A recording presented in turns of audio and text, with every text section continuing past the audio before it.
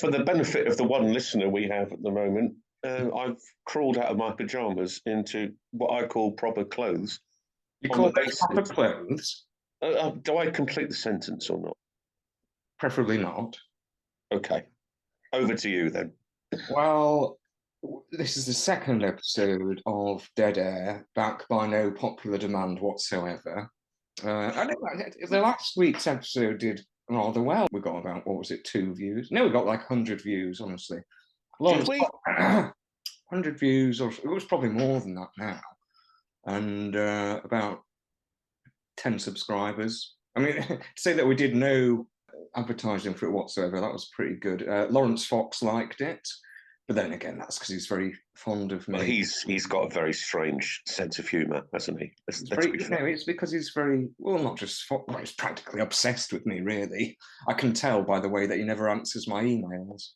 Yeah, that's always a giveaway. If someone resolutely refuses to answer your emails, you know they're obsessed with you. But I'm playing it cool with him. You know, I only sent him 100 emails. Doesn't sound like you have to.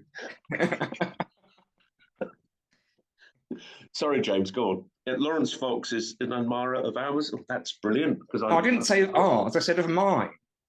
He's an admirer of me. All the glory is to you, then. Okay. How do you know it's not my emails he's not answering? I think it's obviously, he obviously hates you. Very harsh. No, I'm just joking. Of course he doesn't hate you. In order to hate you, he'd have to have heard of you. That's the tone of this conversation, is it? Okay. This goes out in audio because we try to keep Sean out of sight. I mean, he practically looks like a Burns victim. Can I introduce myself? Yeah, please do. Don't encourage him, June. For goodness' sake, he'll never shut up. Okay, go on, Sean. Introduce yourself to June. Well, that was it. Oh, good.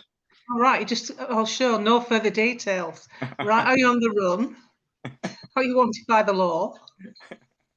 Is it not wise to give anything more than my name is Sean? Is it Connery? Is it, you know? Well, how did you know? No, so I'll explain who Sean is. He's basically a sex pest. No. He's actually a very good writer who writes for, The Critic, Country Squire, stuff like that. His father was a famous music journalist called Alan Walsh, wasn't he? Yeah, he was. Yeah, so that's right. Well, I'm amongst dignitaries. I'm amongst educated doesn't make me not a sex pest. Oh, don't worry, you're safe enough with that face. You won't be causing much trouble. Poor fella. Oh, June, I love it. I've met the match here, haven't I? I don't mean that. It's that James Bembridge. He brings out the worst in me. You look fine to me. I wanted to meet you. I wanted to meet you because I think you're absolutely fantastic. Yeah, he's a big fan of yours. Yeah.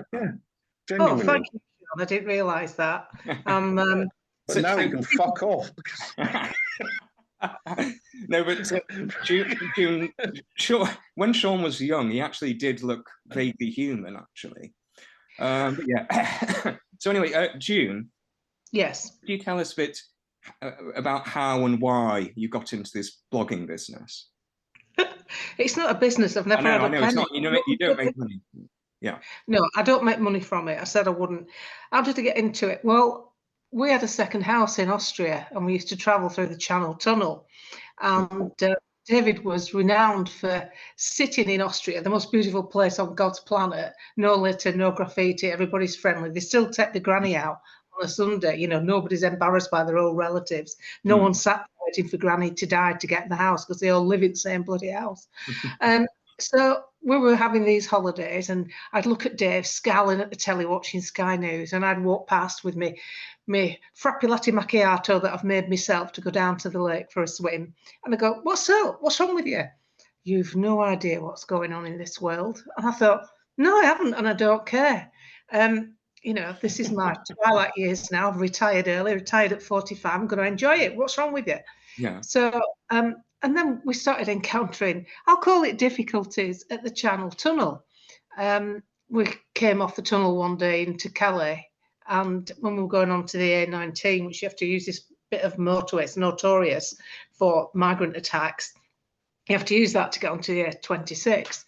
And the whole motorway was on fire. I mean, 6 lanes, and there must have been 200 police vans. And we had to go off an entrance road on the motorway because I said to Dave, get out the traffic, get out. We're sitting ducks here because they were running toward you. They were throwing missiles, you know, like chunks of wood that were on fire and throwing it towards the cars coming off the tunnel. It was Christmas Day, actually. And so we got off the motorway. It was all a bit hair-raising. And then we had another few instances where we crossed at night. We were late because of traffic. And when we got to the tunnel, it was about 9:30. And somebody threw a rock at the car and it missed it by inches. And I thought, Jesus Christ, we're not at war. I mean, this is peacetime, isn't it peacetime, Dave? I've told you, you know nothing, you know nothing. So, and then one tried to get in the car. He jumped off the back of a truck. He was really angry. He was massive. He looked like Theodulus P. Wildebeest. You know, he'd never missed a meal in his life. They talk about him being hard up, and this guy was pumped. And he got off this truck, and he was coming towards us, and he did a garroting sign across his neck and said to me, "Hey, Blondie," and did this garroting sign. And I got me 3 little dogs in the back of the car, Westies, you know, bloody hell, policy dogs. But Robbie sounded quite big. He had the balls of a lion, so his bark was quite big. And if he ever came near the car, he'd set the rest of them off. So all these 4 dogs, so he backed away and we shot up the hard shoulder. So I said, what's going on? So he explained what was going on. And I went, what do you mean they're waiting to come to England? I didn't even know that Sangat existed. And so I had a fast forward in education, and then it kind of rumbled up to the talk about Brexit. So I found out what it was about. And because it quite disturbed me to think that, you know, just crossing the Channel Tunnel was dangerous. So that's how I got involved in blogging. I started doing it for Brexit, and I did a bit of work on the women's delayed state pensions because I get my pension this 6 years late. And people misunderstand that as well. They think that the delayed pension is all about equality. It wasn't. It was a rip-off. They spent the pension money and they extended the date. But what they didn't do was inform the women. So imagine if a private contractor you've been paying into for 15 years decided to delay your state pension for 5 years. You know, you're going to get a pension from, but they didn't tell you. They didn't tell you they were going to do that. Because when they did it, there was no parliament on TV. There was no social media to tell each other. It wasn't in the papers. They put an advert in the Lady. Well, as you know, in deepest, darkest Lancashire, in the wool towns and the mill towns, we don't read the Lady. We tend to read tidbits and take a break. So we never got told. 15 years after that, we got told it was being delayed. It was Ken Clarke and all that era. So we fought. They call us WASPy, but there were various movements. And so I did a bit of blogging about that, and a journalist picked up on it and put a few articles in the what's it called, the Daily Express. Oh yeah. So I got a reply from Theresa May, actually, because I gave her a bit of a bloody stuffing. Yeah, because I gave her a bit of a bloody stuffing. I said a woman her age should know better. Let's get your finger out. And then I did this wrapper. I sort of put some tan makeup on to make myself look a bit like Ali G, and some big glasses and a bandana, and I did this pension wrap. Like, you want to look after your mother. Yeah, I didn't say motherfucker, I said fathermuckers. And I did this stupid pension wrap, and that got shared a lot, much to my husband's dismay. So I did a bit of work on that, and then a few more people started following me, but I didn't know what followers were. So I remember thinking, right, people need to know what's going on with the migrant crisis and what Brexit is really about, because they were like me, they didn't know anything. I was going to vote to stay in. I was going to stay in Europe. What a dunce. Because I thought, well, I've got a house there, pet passport, EX card. Yeah. What's the problem? Then Dave explained what the problems were, and that was just the cover story to beguile us. So I remember setting my first post to public. I didn't sleep that night. I thought, what if I get these trolls? Anyway, I got some followers and I did get trolled, but I continued and I got bigger and bigger, and I'd carried on right through, because there was a lot of bullshit talked about Brexit. Like, I knew for a fact Theresa May was going to invoke Article 50, but every single blogger that was doing it said she wouldn't. And I kept saying, she will. I mean, she turned out useless, but she did invoke Article 50. Mm. So I kept explaining things, and the way I did it with people who didn't understand it, like in little engineering firms and hairdressers and stuff like that, I said, well, they don't want you to understand it. They want you to be bamboozled, think it's better in, and just take the easy route out, vote to remain. So I started doing these meetings. I was ahead of Zoom. So in Facebook Messenger, you can log on and do a face-to-face thing. Yeah. So I did it at lunchtimes with hairdressers and people in engineering firms. Oh no, has Sean gone to sleep? I've put him to sleep. No, I'm listening. Sorry, go on. I thought you nodded off. Honestly, I'm listening. No, that's Sean. He I always. was going to start saying, and that's when I became a porn star. See if he was listening. Honestly, you didn't need to awaken my attention with that imaginative thought. So I was fine. I did these meetings where, if it was lunchtime, they'd log on and they'd say, right, what does this mean? And what does that mean? And I explained it in layman's terms. And much to the dismay of the political bubble, yes, many of the working class woke up and voted for Brexit. So I kept a little tally every time they said, well, we weren't even going to vote, but I'm going to vote for Brexit now, I know. I thought, right, that's one, that's two. Anyway, I looked back, it got to about 7,000 people. But I only had 4,000 followers then, because Dave says to me one day, what are followers? And I said, oh, I don't know. I think the folk who nosy at your page, but they're not on your friends list. He said, well, there's 4,000 people following you. I went, oh, Jesus. Anyway, so Can that's I how ask you two questions. Go on. Just two questions. The first of which, I've just finished writing an article about my grandfather, who worked at Lancashire Mines. And I've related this to the contemporary cricket, what's just happened with the cricket. You mean what was it again? They tried to find racism and inequality in cricket. Yeah, that's it. Yeah, that's the thing I'm trying to. But I've got a piece that's coming out next week about that. And the second thing, I suppose, is I can't remember what the second thing is actually. For goodness sake, Sean.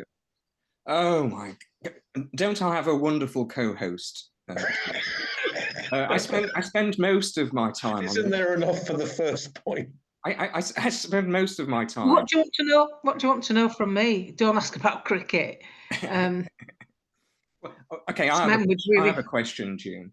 So now, no, shuffle him out, because I've actually thought what. Okay, go ahead, Sean. Go ahead. You go first.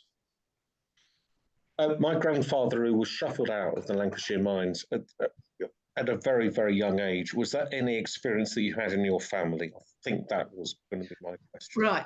Not with the mines, no. We were, because the mines were around sort of like, what the nearest one to us was Rose Grove at Burnley. So Blackburn people never went to Burnley, or as they pronounce it, Burnley. You don't go to Burnley if you're from Blackburn. Oh, no, you don't do that. We were, my ancestry were mill workers, cotton mill workers, and my grandma, my father's mother, lived to be 99 3/4, and she always showed off about still having her own teeth. There weren't that many of them, mind you. There were summer teeth, some were green, some were brown, some were missing. But she worked in the mill as a young girl, and she ran, I think, 3 looms, and she was rushing. She was pregnant with my dad, and she was about 6 months gone, and she was rushing with this loom, and she trapped her fingers, and they didn't come off, but they were smashed. And so that to wrap them up in a apron, because they all wore pinnies in those days, and a charge hand told her to get back to a loom. And she had to continue working. So, she had to continue working just after her fingers had been crushed? Yeah, there was no first aid. James, I guess my question was this. I've just completed an article for Daniel Johnson's piece, the article about the nature of mining and the fact of my grandfather. My grandfather basically, he developed emphysema. Yeah. So it was a very, very slow motion death. And therefore it was a slow motion death, which made him, in terms, the bravest man I ever met in my life. And he was teaching his grandchild, which was me, the norms of cricket. Whenever he could get hold of me, say, "Oh, that's what you do there. That's what you do there. That's what you do." And I don't mean there was a report came out. Wanker report came out recently saying that cricket is not inclusive enough. Not enough black people playing cricket. Yeah, but I thought you can go fuck yourself. But you actually look at what my granddad did and the way he spoke to me and what he pointed out to me in terms of cricket. You don't understand what cricket is. But I mean, surely sports is meant to be unequal, you know. Otherwise, exactly. Exactly. There's no way you could do the high jump, is there? Oh, okay. Okay. Do you know what, Sean? If I even one day when I figure out how to mute people on here, you'll be the first. Honestly. But June, I was going to ask you something. So now that you're kind of like, I know you don't get paid to go on the shows like Talk TV or GB News, but you are kind of like a bit of a public figure because you're on them so often. So with that kind of fame, you know, is trolling, is it a worry? Is it a danger for you? Do you get any kind of weird threats or something? And what does your husband think to it all? When Brexit was getting, you know, close to the wire, I got some really quite awful lefty trolls, and one of them actually said, "I know where you live, and I'm going to kill your dogs." Oh my goodness. Well, that's quite shocking, especially when they said they know where you live. And I thought, oh my God, I thought Dave will go bloody balmy. Anyway, later on he trolled me again, and I could tell by the way he did it. I thought, no, you don't know where I live. It was guessing. He didn't know where I lived, and it was just an idle threat.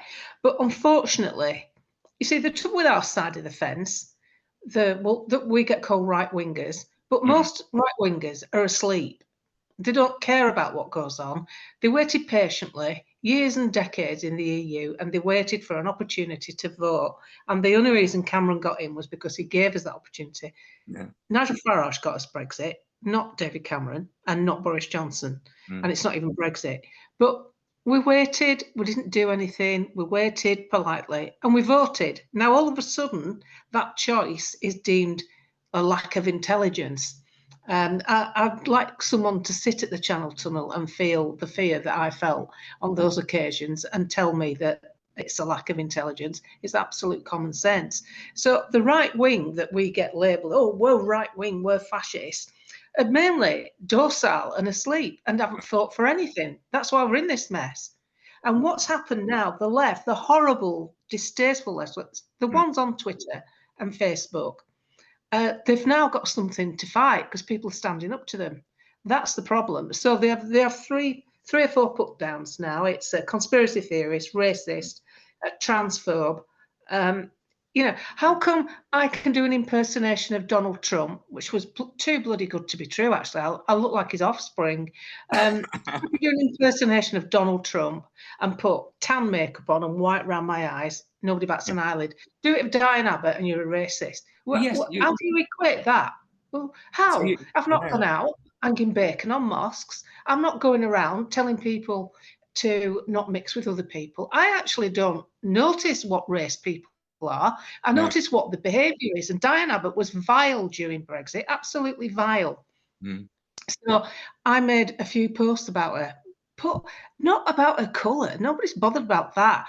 About her capacity as an MP, calling Brexit voters racist. It was out of order. And it's upsetting when you're not a racist or when you're not a homophobe or whatever it is you're not. I had this.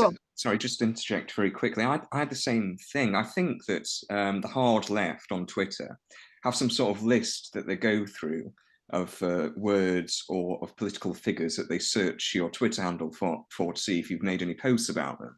Because they found, the hard left found some tweets that I'd done on Diane Abbott, basically just, you know, calling a pig shit thick or something, which she is.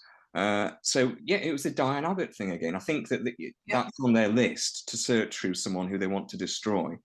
What do they call them? A sort of word search. Grievance archaeologists, aren't they? Oh, is that what they call? That's a good title. That makes them sound more Toby important. Young's expression. Oh, is it? Grievance archaeologist. That's a good one. When he was trying to start the free schools, he said that he encountered of course, grievance archaeologists who were looking back on what he'd said in the past. Yeah. Well, the thing is, looking back on that is about as relevant as looking at what went on in the Peloponnesian War. It's finished. It's over. In the case of Toby, I was listening to him this morning, actually. I quite like Toby Young. I think he's an okay guy. Oh, and he yeah. said he said the thing is, he said he'd expressed this front, right and centre. There was no need for archaeology because he was trying to affect this character when he was writing in New York and whatever. So he was exaggerating his own human faults. As a sort of literary device. Yes. And then when he tried to start these schools up in North London, they actually claimed that he said this. He said this. No, but he was playing a sort of exaggerated of course, version. I said that because I was saying that in order to do book sales. Well, they don't even recognise the humour, do they? These mirthless toads, the left. Wasn't there some sort of obvious joke on Twitter the other day that they took to be serious? And what was it? It wasn't Alice Roberts, was it? Oh, I remember. I think it was Lee Anderson. You know, he was just making an obvious. Yeah, it was Alice Roberts on Lee Anderson. Lee Anderson says his son's come back from university as a vegetarian.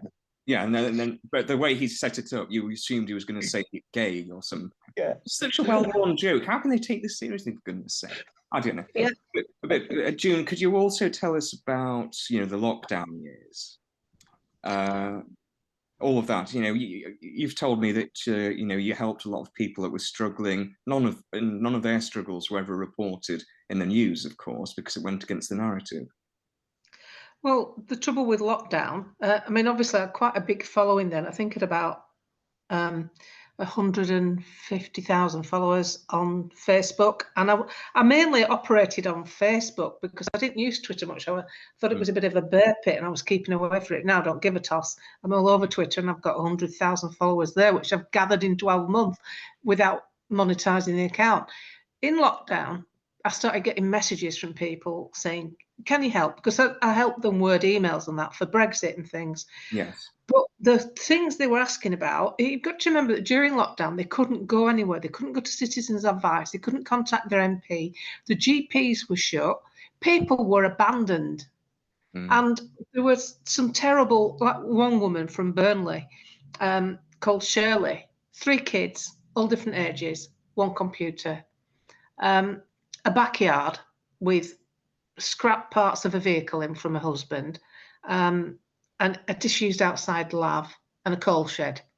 And she's supposed to entertain her kids during lockdown there. So she went out and took them to a local cenotaph to just give them some grass, give them some fresh air. While she was at the cenotaph, a COVID warden came along, enjoying his job, obviously getting his rocks off and having all this found power, because 3 weeks earlier he was led on sofa watching racing in his vest, spilling his fag ash down his front. So all of a sudden, there he is with his new powers, and he said, get back home, it's lockdown. She said, oh, just give me half an hour. These kids, they're driving me mad. And he said, if you don't get home now, I'm ringing social services, I'll have your kids took off you. So that's what happened to it. And then when she gets back, how is she supposed to educate 3 children with 1 computer? Not everybody's a yummy mummy with a nice big garden saying, oh, Toby and Zachariah, come on, leaps and bounds since lockdown. They've had such personal tuition. Oh, bugger off. There's thousands of people out there from the town I came from and others like it that really struggled. And then a woman from Australia I'm going to give you the worst, couple of the bad examples. A woman from Australia, June, I don't know if you can help me. My dad's in a ground floor flat with my mum. They're married 64 years. My dad was due to have his cataracts done. He's my mother's carer. I'm in Australia. I can't travel. But they've cancelled his cataract operation, and now he's gone blind. So because he's gone blind, he's spilling the kettle on his hands. He's burnt himself a couple of times. He can't make the hot food. So social services got involved and decided the best thing to do was take his wife into care because she had Alzheimer's. So he lost his wife, and he couldn't see to get dressed. So his neighbour would walk outside and stand in front of his bedroom window and say, like, "No, Arthur, that's a green top. You need that blue one." Help him get dressed. And he stopped eating properly because he couldn't make any hot food, and he'd gone blind. And they came away and took him to a home, and they didn't even take him to the same home. They took him to a different one. He never saw his wife again. That's how their marriage ended.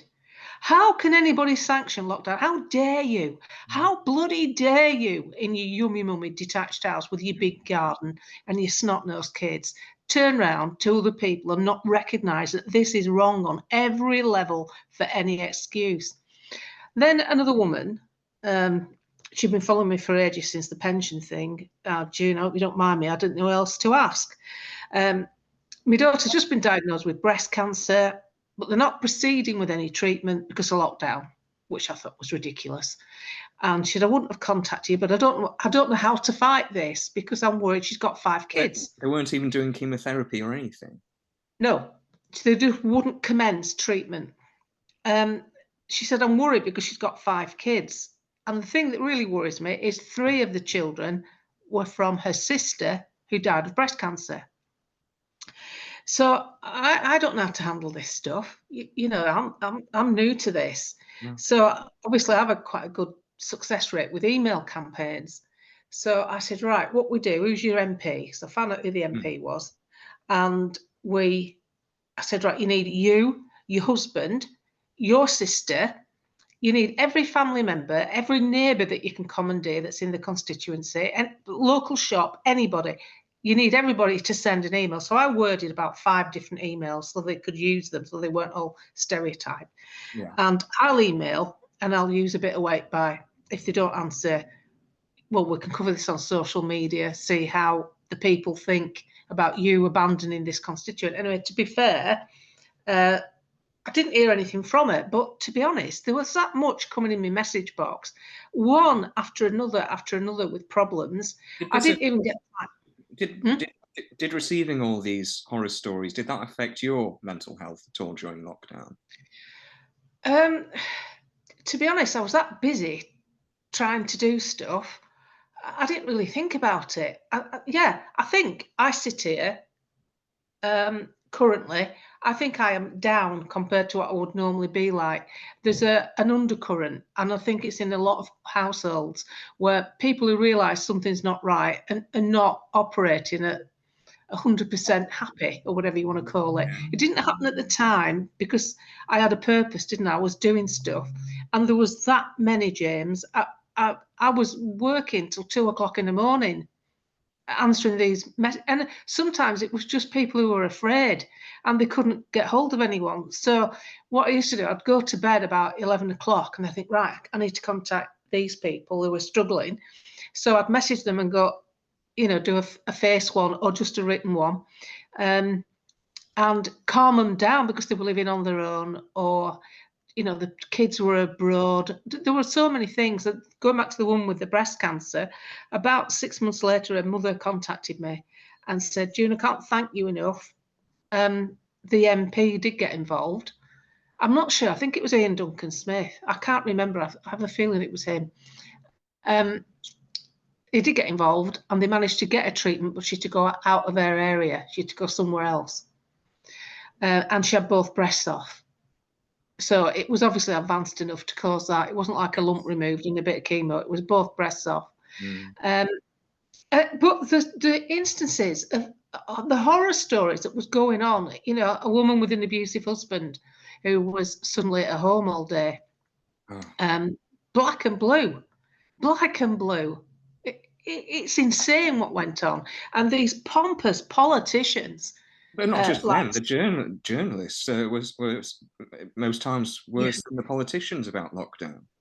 Well, the media, your Kate Burleys and the rest of you, the media should hang their heads in absolute shame for backing this up, for keeping this narrative going with fake figures and wild exaggerations just to maneuver people, to nudge us into a certain behaviour. It's Marxism, it's cultural Marxism, and Absolutely. people have genuinely suffered needlessly, pointlessly, and had things happen in their lives that should never have happened. I have a friend who's a midwife, and she's got the jabs, and she had a back operation, and while she was in, they discovered some inflammation on her spine. She's now got cancer. It's quite advanced. Yes. And the stories of cancers with so many stories like that. And do you know, June, one of my friends yesterday, who is a therapist in the NHS, told me that she was escorted off the site of the hospital and told that her contract is cancelled there just because she was discussing vaccine harms with a patient. And it was the patient that brought the vaccine harms up. I mean, they said it was a safeguarding thing. They were worried for the patient's safety, even though he's the one that brought them up. Well, they're not worried for the patient's safety, are they? They're worried for their own backs, because they've all joined into this. The nearest thing you'll see to communism in practice in this country is the NHS, because they award inefficiency, they award poor management, and the staff blindly follow what comes on a piece of paper from somewhere higher up the food chain. There's a terrifying, creepy consensus culture within the NHS. Yeah. Can I quickly tell you, if I haven't told you before, I've forgotten if I have or not, but for the podcast anyway, when my father had mantle cell lymphoma, which is a very rare and aggressive form of cancer, my mother luckily found a drug trial which gave him another 15 years of life. And so but before he went on the trial, they went to his oncologist, and my mother said, "Oh, we found this drug trial in Plymouth. We'd like to put Guy on it." And she said, "Oh, yes, I know about that trial." And my mother said, "Well, why didn't you tell us then?" And she said, "Oh, well, Plymouth's a bit far to drive, isn't it?" Can you imagine? Well, you see, this is how I see it. Nursing staff nurse the sick. The doctors find out what's wrong with them. But the doctors are into the science element, aren't they? You see, I've never really trusted doctors because years ago, when I was 19, my mother, my painfully thin mother, who smoked like a chimney and didn't eat properly, ended up being ill. And within 1 week, she went from ill to dead. And it was some drug that they put her on. But you've got to remember, this is in the days before the internet. This is in the days of licking a stamp. So we didn't have. Was it a bit like the Liverpool care pathway then, or no? She was only 54. She wasn't ill. She had like asthma, but in those days, there's no inhalers or help, or there's nothing like that. She just had days when she felt off, but she had a week where she went down quickly and died. And later on, I was 19. My dad went into like a bloody vegetable, so I had to organise the funeral. It like hit me like a truck. I thought, oh God, everybody's going out having a good time, and I'm organising a funeral. My dad's not eating. Suddenly I'm cooking and shopping and organising this bloody burial. Anyway, and I was due to get married because we were hard up. I had my mum had a frock for my wedding that she got from a posh shop. And it was about, I don't know, £55, something like 70 quid. It was a lot of money. And in those days, and my dad said, "You'll have to take that back." I said, "I'm not taking it back." He said, "Well, we need it. We need money for the funeral." So I remember going in this posh shop, and it was in Whalley, in Lancashire, and taking this dress back, and this right snooty debutante served me, and I had to stand there, with my receipt, and I said, "This dress hasn't been worn. It's been hung in its plastic bag. Unfortunately, it's my mother's for my wedding. She's died and she's never worn it." And she said, "Well, I hope you're not hoping for a refund." And I said, "Well, I am actually." And she said, well, that's just not possible. I'll have to speak to Maureen, see if she'll do you a credit note. Anyway, as this was happening, I don't know why, but on this particular day, I got a useless brother that didn't help. He was married and older, but didn't pitch in. And the situation with my dad and my mum and the funeral, it like overwhelmed me, stood in that shop. And I remember being stood there at 19 and I started crying. I mean, really crying. I hadn't really cried properly. And I was close to my mum. It was horrible. And I couldn't control it and I couldn't move. I couldn't even go out because I was thinking, my dad will go bloody mad if I don't get this money back. And anyway, the owner of the shop came out. She said, what on earth's happening? So the owner of the shop saw me stood there and gave me, she was in all this really, like a Dior suit and all this really fine clothing. And she came up to me and gave me this big, genuine hug and kind of rocked me. And I sobbed and sobbed because it was the most human thing that and just what I needed. Obviously, I got the money back as well, which is a bloody bonus.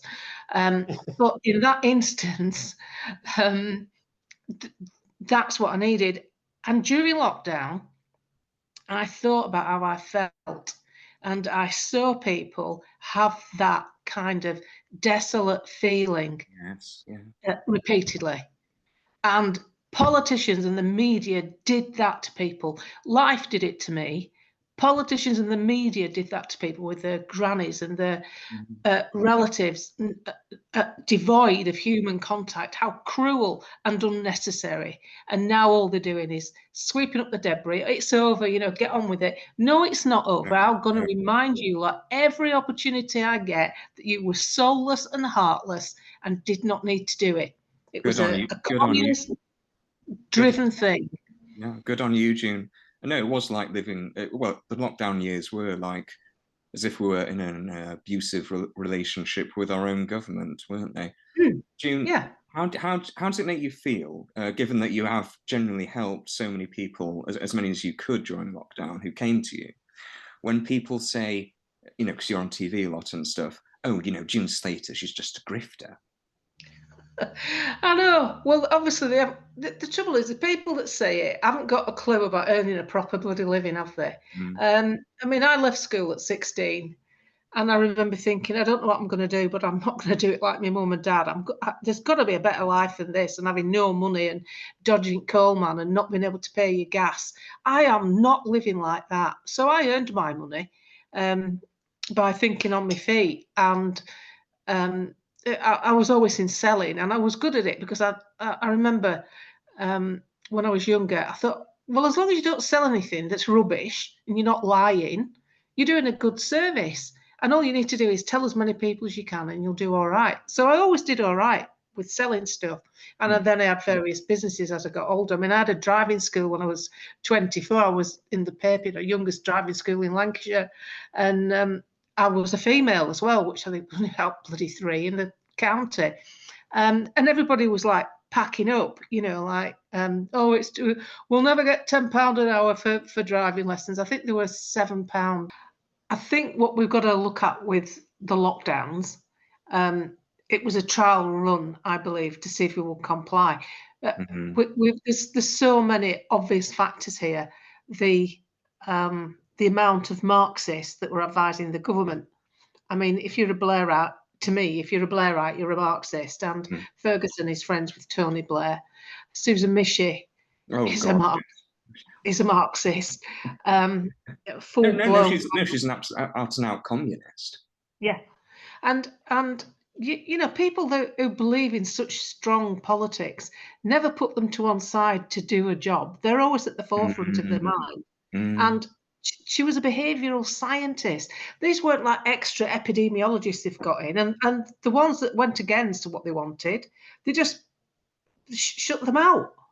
So we have had a right number done on us, a right number. Oh, do you remember Susan Michie was on, I think it was Channel 4 or something like that, and the interviewer, the news interviewer, whatever, asked her how long she would want us to continue to wear masks and stuff and social distance and observe social distancing. And Susan literally said, "Oh well, actually, I think we should do it forever."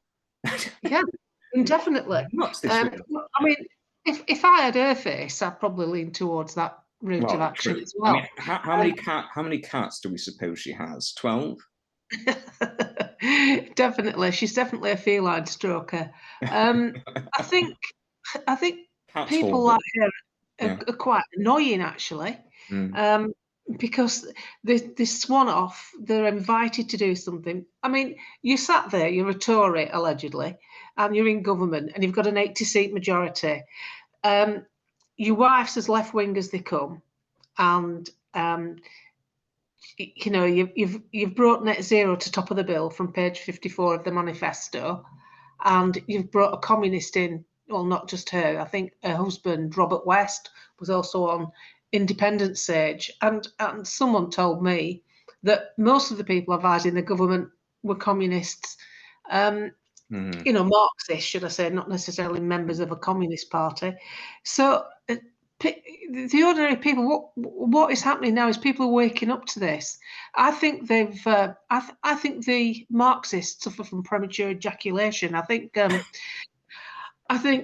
they've shot off too quick, and people have woken up to it, because you've got to remember by now, Matt Hancock, Matty, wandering around Westminster with his snake belt playing conkers, thought we'd all have a digital passport, we'd all have a digital health passport, we'd all be double jab super boosted, and we're not.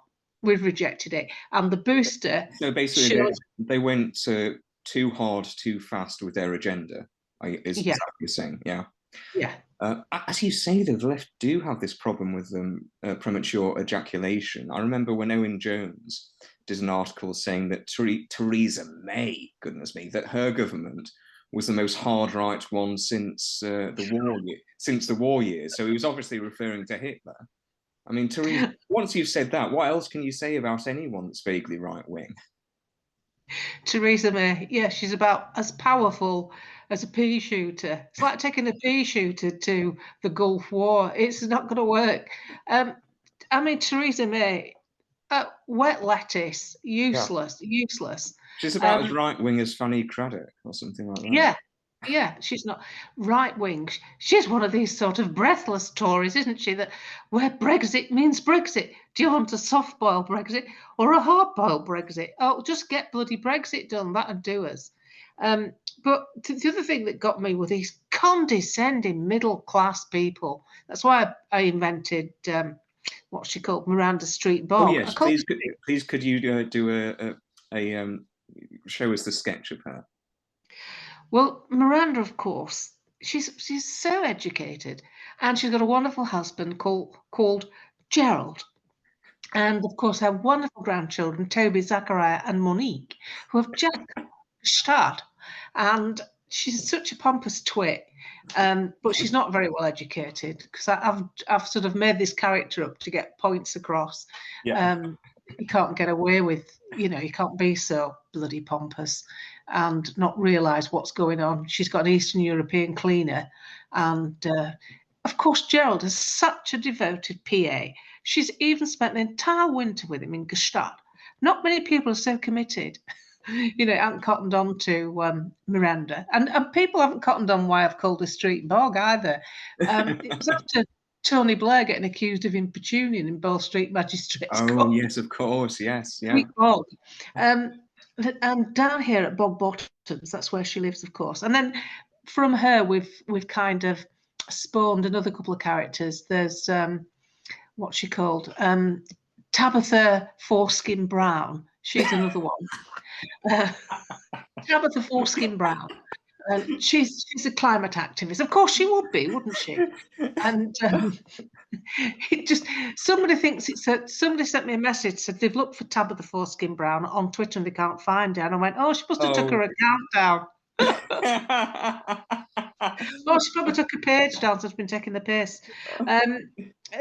People take it too seriously. But do you and know, there was Sean, Indigo. I mean, sorry, do you know, June, these characters do exist. I've got my phone here, an advert for a flat share that I was looking at. God knows why. Well, I think I was only just doing it because I was thinking of going there kind of undercover. for a year to see how these feral lefties operate. So there was an advert for a flat share or a house share in Brighton. Well, it would be Brighton, wouldn't it? Oh God, yeah. So listen to this about us. Currently, there are 3 of us here: Sean, Jack, and Jasper. Jasper. All 3 of us are non-binary and queer. We're all neurodiverse and chronically ill or disabled in some way. Between the 3 of us, we are doing a combination of art, recovering from / living with chronic illness, studying makeup, video games, cooking, crafting, and nature walks. We generally have radical leftist politics, and as part of that, we try our best to be aware of various social issues. And this is the last bit. It gets worse. As a house, we've taken the pandemic very seriously and are all triple vaccinated and have practiced distancing in the house when necessary. Well, of course, they'd be triple vaccinated in Brighton. It's full of, I'm speaking as a lifelong homosexual, but it's full of queers there. And they'll want to be jabbed and jabbed again like insatiable whores. Exactly. They're like they've probably had more injections than a popular whore in a brothel. I can't understand these. I mean, imagine announcing that about yourself. Imagine putting that on Tinder. Can you imagine? You've decided to list all that on Tinder to pick someone up. I think I'd be writing to them saying, try next year. Why don't you try without a photograph? Because it's not exactly endearing. You think, they sound nice. Well, I do try it without a photograph now, because these days I have to have a drink before even negotiating with the mirror. Anyway, so June, just to wrap up, what would you say it is that you're most focused on campaigning about now? Well, it's very varied because it all depends on what comes in my message box. But thankfully, it's calmed down since lockdown. It's not just as dire, although it isn't good. So mainly, it's people's reaction to the cost of living, which is no matter what you say. I mean, I talked to Mitch Fierstein. You should get him on your podcast. Oh, yeah. I speak to him an awful lot, and we agree that inflation is running at around 20% easily. And you don't need an accountant, you don't need an economist. All you need to do is look how much your milk is costing, your butter, your bread, your wine, your chocolate. Look how much it is now and how much it was.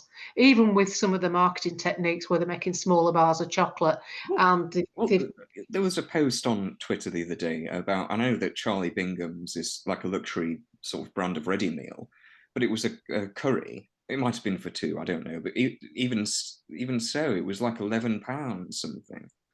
Yeah. Well, Charlie Bingham's around here because we're in the north, of course. Yeah. It's a little bit more cost effective up here. It's £9 for a Charlie Bingham. Charlie Bingham's is my treat of the week, by the way. Thai green curry. But Dave waits till it's on offer. I think that's what everyone does, isn't it? Yeah.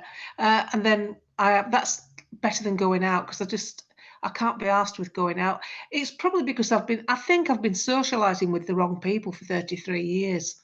I think that's the problem. And I realised what dipsticks they were in lockdown. So you lost a lot of friends and acquaintances with your views on lockdown and stuff, did you? Yeah, I did. And a couple of them to the jab.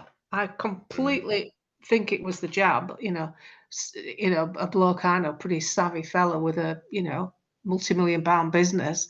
And I said, seriously, you've not had it, have you? And he went, yeah, I have. I've only had 2 boosters. 2 boosters!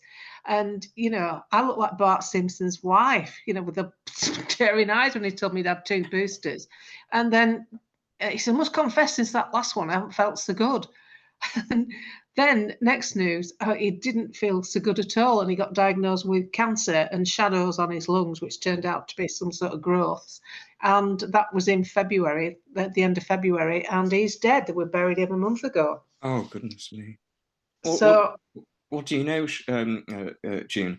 One of my mother's friends said to her, oh, Lorraine, I found out this was after the vaccine rollout had stopped. And she said, I found out a new way of how you can get, what would it have been, the 7th or the 8th of God knows what, they'd found some sort of way about lying about their health condition in which they could get, to get another booster. I'm thinking, Well, they really are like junkies on it, some of them.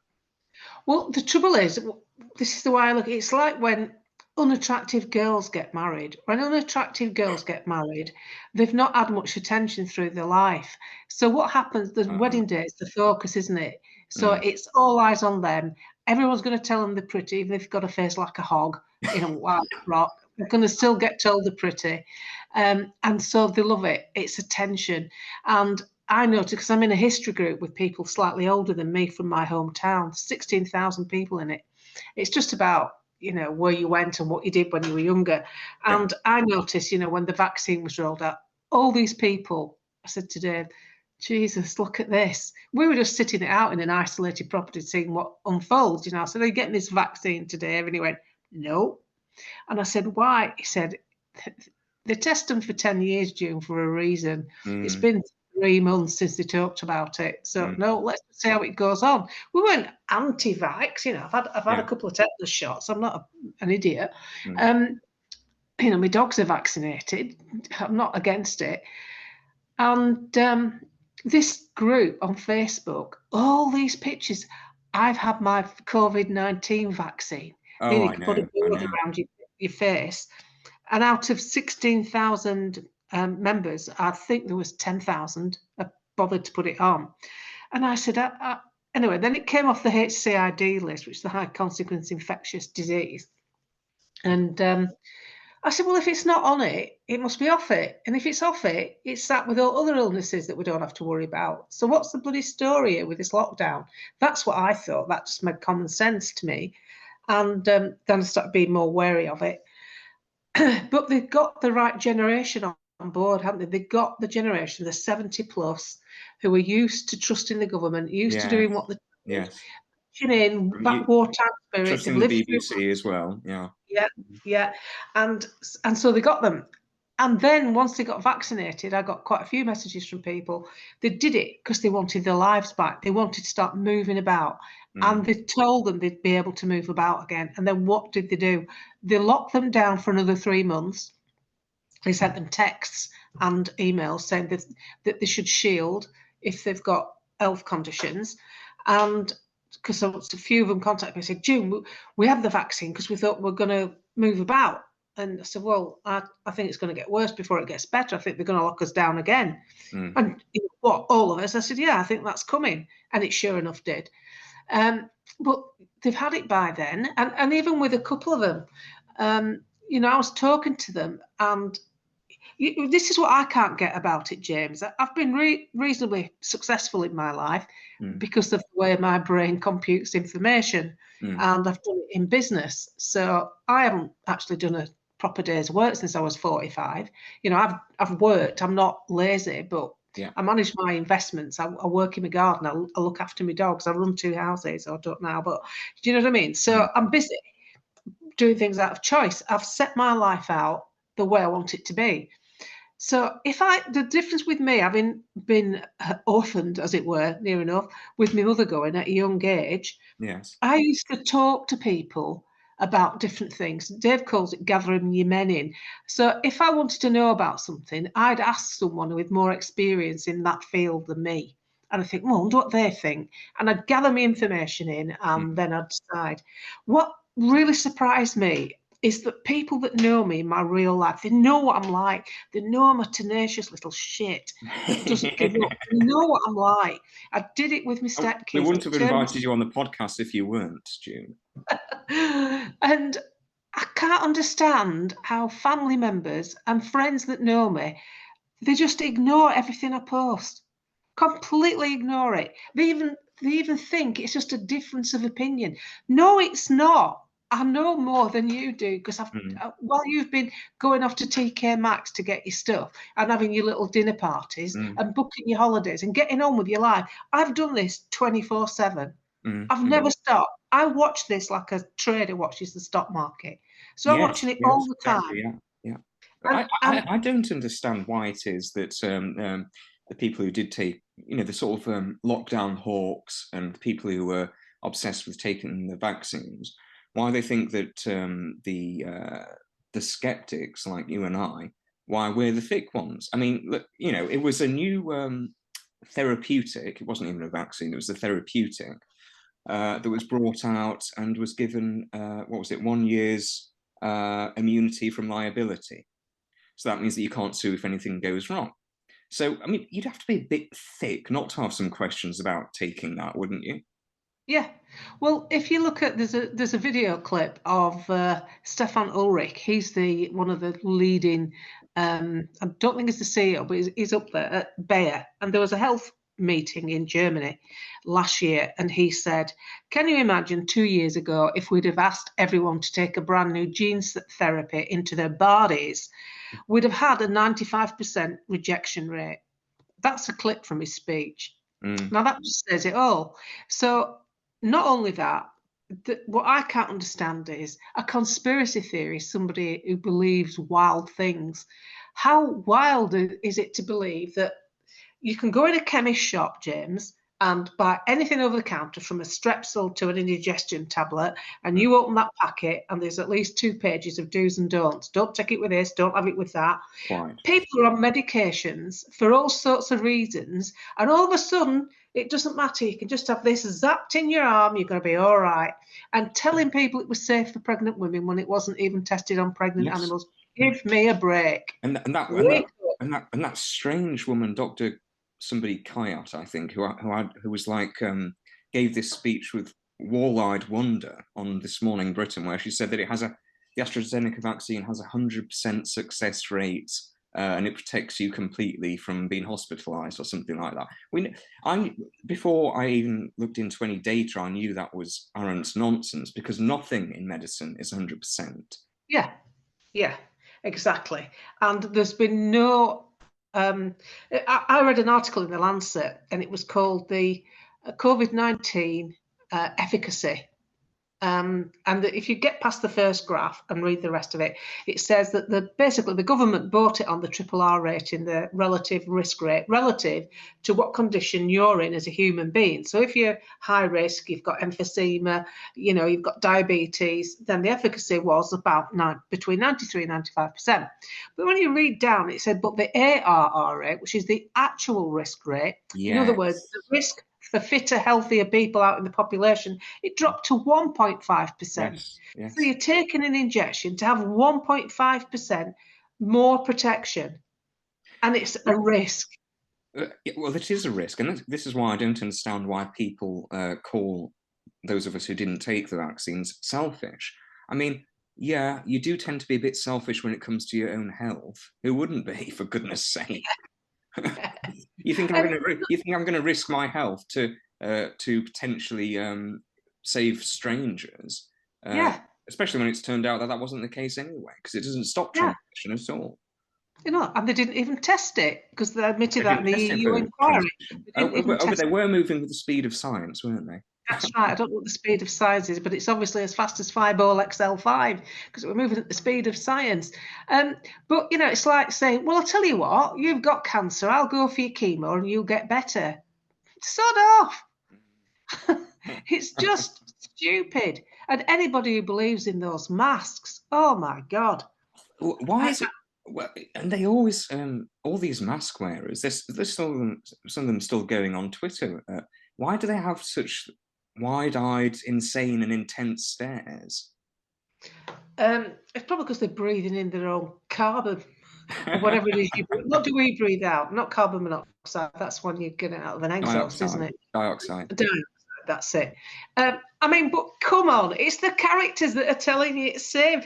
Biden and that other plonker, John Kerry. No, sir, it says it at an inquiry where he's under oath. No, sir, I do not have a private jet. But it belongs to me wife. Oh, really? Yeah, I don't own it. I fly it to talk about climate change in a private jet, and that's okay. Well, Biden said that taking the vaccine would protect you from tornadoes. I think he got 2 speeches mixed together, but yeah. I like it when he's reading off the auto cue, and he reads what he's supposed to read. He goes, pause for clapping, and then read on. Has he done that? He reads all that out. It's unbelievable. I think Holly Willoughby did that on This Morning. You know, when she gave that awful, cringeworthy speech after Philip started, "Are you okay?" Blah blah blah blah blah. She said deep breath. I think that was probably in the auto cue for her to take a deep breath and actually say it. Yeah, I think you're probably right, because I did a skit of her. I was sat outside in my garden. I thought, you silly cow, you've just landed top job. So I went, "Hi, are you okay?" "I think I'm okay." And then I did this thing where I sort of punched the air and went, "Yes," you know, because you've just got the top job. And Nana Akura put it on a show. She said, "I think this is more like the truth." But the thing is, people believe in it, you know, in Holly Willoughby. What gets me Why do they, though? Because she's the most, you know, awful anodyne person that I've ever met. There's nothing interesting about her whatsoever. What I can't understand is, are we really so short of just regular people that can sit on a sofa and present a TV show? I mean, nobody cares if anybody's gay. Let's get that straight. Nobody cares anymore. Nobody's bothered. Well, it's gone. Well, it's gone the other way, June. I mean, I can't think of a single straight person who works in GB News or Talk TV, apart from Piers Morgan and a few others. In fact, I think the security's job is to stop heterosexuals from even entering the studio these days. Yeah, I mean, being heterosexual is going to go against you, isn't it? I mean, Albert Huxley was right, wasn't it? It's a brave new world. When you read... Well, I think what I have to say, James, is that it's been yet again a pleasure to have this podcast, and it's just been absolutely brilliant. And even though you were on it, I knew it was coming. I was waiting for the catty comment.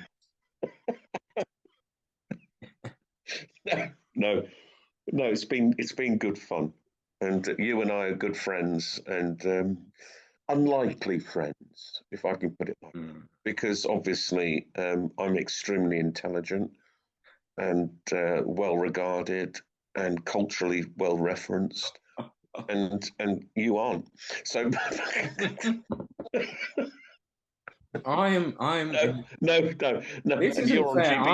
I'm in a compromised state, Sean, because you know, after all that happened last night, which I'm not going into, I don't think I can even go into on this podcast because it would be self-incriminating. I love the way you're coughing. That worries me. The cough is worrying me, James. Well, okay. No, I'll finish it off this way. And this is going to be sincere, actually, because I'm very fond of you. It's been a privilege. It's been a privilege. You can't even say it without laughing, you catty bitch. Sorry. All right, I'll stop laughing. There aren't many people that I can actually have a laugh with at the same time as they're laughing at me. But with Mr. Bembridge, he's certainly one of them. He's absolutely brilliant. And it's I'll take that. That's fine, Sean. I haven't finished yet. Oh, fucking. You should have banked that bit. And no, it's good fun. It's always good fun to work with you, James. It's brilliant. Do we know who we're having on next week? I've no idea. We've sacked someone, haven't we? Yes, we have. Well, let's not mention that. Well, wouldn't we, to sack someone, wouldn't we have to be in a position of actually paying them? So for the viewers' benefit, I've just edited out about an hour's worth of scandal and slander. I think it's fair to say, and self-incrimination. I can't repeat. I was one of my lawyer friends said I can't repeat that story that I told you that happened in the boys' toilets in Jerry's club. So I went. God, the So can I just point something out here, James? The payout.